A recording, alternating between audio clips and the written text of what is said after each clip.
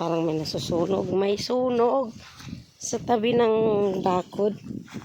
Check natin kung baka nasunog ang Madre Cacao. Tingnan mo, linis na ng farm ni Tita Inday. Kasi ano na, yung nadaro na. Tapos yung lubi, tanaw na tanaw na. Yan o. Yan yung mga niyog ni Tita. Malalaki na. Meron mga maliliit. Pero kunti lang.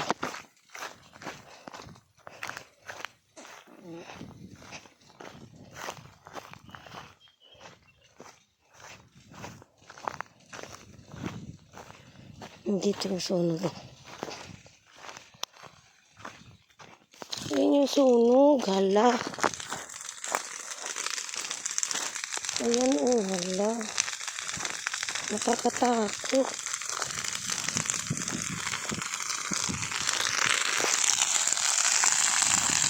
Diba?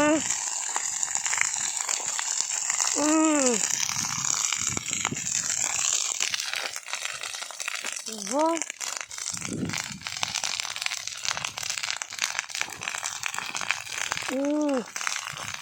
Hala. Tumawid niya. Hala. Shit. Oh no. Hala. Hala.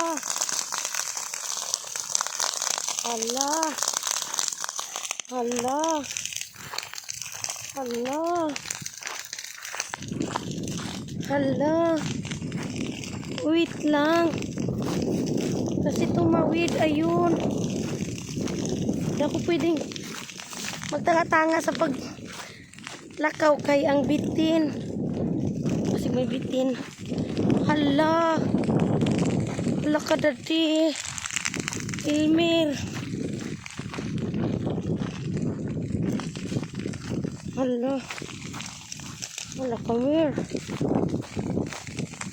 Okay, wait lang. Hala. Hala, wait lang. Hala ka. Wait lang.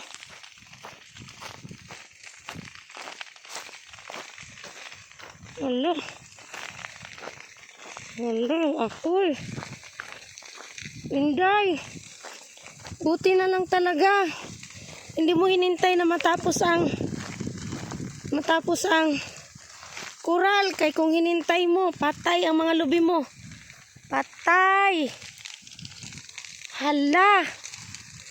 Ilmir. Di kasi ako mapakali. Kasi tinitingnan ko yung kanina pa yung apoy eh. Hindi ako mapakali. Sabi ko, patulogin ko lang si Kali. Ay puntahan ko. Ayan. Ayan siya oh. Oh, diba? Oh, Lord. Oh, my God. May small coconut will be sunog. Oh, Lord. Ala. Wilmer. Wait lang. Saan ako pupunta? Wait lang. Ala. Nasunog yung isa. Mir. Ano bang gagawin? Ala, Mir. Patay yung tubig.